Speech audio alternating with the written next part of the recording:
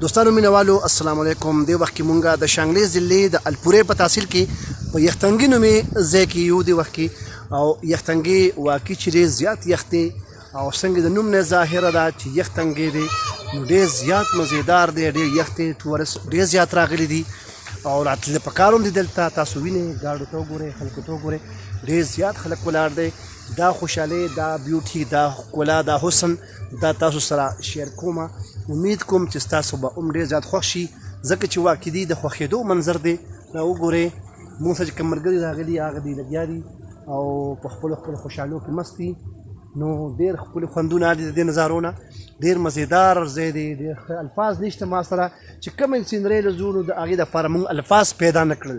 د پښتو ډکشنري مو پاڼې پاڼې کړه، خو یو ښکلا هغه ټکي چې کوم دی موږ په دې کې ونه موندل چې موږ یې د دې ښکلاګانو دپاره استعمال کړو. تاسو وګورئ مینوالو دوستانو، دا یختنګي علاقه ده او د شانګلې ضلع ده او الپورې تحصیل دی. حافظ الپوري مشهور شاعر په دلته پاتې شوی دی، قدر نشته د حافظ په الپورې کې.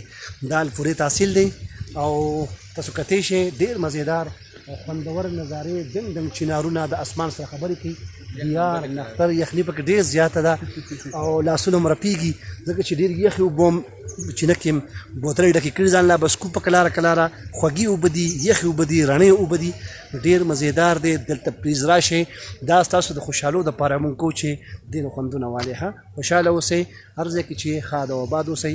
دا ستاسو دپاره یو ورکوټې غونډه کې تحفه وه. دا یختنګي دا وګورئ، یختنګي ضلع شانګله او تحصیل الپورې. ما یقین دی چې څومره هم ریکارډینګ کوم نو هم دا ښکلاګانې به وي، دا ښکلي ښکلي منظرونه به وي. او په دې ځای باندې به اجازت غواړو د الله په امان. ورځ هم د سوکالۍ او د خوشحالۍ. السلام علیکم.